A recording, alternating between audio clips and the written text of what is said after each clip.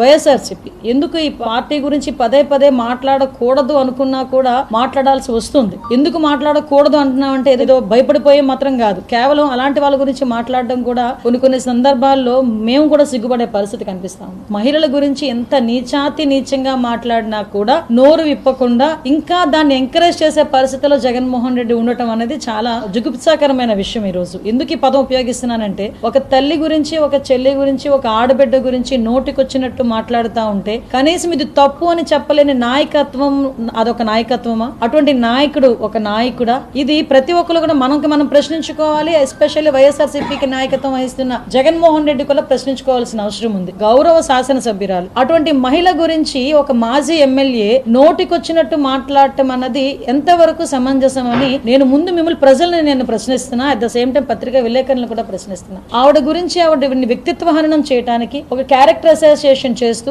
ఆవిడ వివాహం గురించి, ఆవిడ వ్యక్తిగత జీవితం గురించి చాలా దరిద్రంగా ఎవ్వరూ కూడా హర్షించని విధంగా మాట్లాడటం. మాజీ ఎమ్మెల్యే ప్రసన్న కుమార్ రెడ్డినే అడుగుతున్నా, రాజకీయంగా అనుభవం ఉన్న నువ్వు బయటకు వచ్చి ఈ రకంగా మాట్లాడుతా ఉంటే మీరు ఏదైతే మాట్లాడారో ఆ వీడియో ఒక్కసారి తీసుకెళ్లి మీ తల్లికి చూపించండి. మీ తల్లి గనక మీరు మాట్లాడిన మాటల్లో తప్పు లేదు అని అనిపిస్తే కనుక మాకు చెప్పండి, మేము మాట్లాడడం మానేస్తాం. అంటే మీరు మాట్లాడిన మాటలు మహిళ అయిన మీ కన్న తల్లి కూడా హర్షించలేని పదాలు మీరు ఉపయోగించి దట్టు మహిళా శాసనసభ్యురాల గురించి మాట్లాడడం అన్నది ఎంతవరకు సమంజసం అని అడుగుతున్నాను. ఈ రోజు ఇది వైసీపీ డిఎన్ఏలో ఉందేమోనండి, కానీ ఈ రోజు ప్రసన్న కుమార్ రెడ్డి మాటలు వింటా ఉంటే ఈ రోజు మహిళా లోకం అంతా ఒక్కసారి ఉలిక్కిపడింది. కానీ కొన్ని రోజులకి వైఎస్ఆర్సీపీ వాళ్ళు అలా మాట్లాడుతున్నారంటే కొన్ని రోజులకి వీళ్ళు ఇలాగే మాట్లాడతారేమో అని జనాలకు కూడా అర్థమైపోయే పరిస్థితి.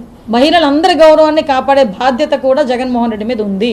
ఈ టైంలో అతని మీద కంపల్సరీ చర్యలు తీసుకోవాలి. లీగల్ గా కంపల్సరీ ఈ రోజు మన వేమిరెడ్డి ప్రశాంత్ రెడ్డి గారికి కూడా కంప్లైంట్ చేశారు. అదేవిధంగా చాలా చోట్ల ర్యాలీలు కూడా ఈ రోజు మహిళలందరూ కూడా చాలా మంది పెద్ద ఎత్తున బయటకు వచ్చి కంప్లైంట్లు కూడా ఇచ్చారు. దాని మీద కూడా కంపల్సరీగా చర్యలు తీసుకోవాలి.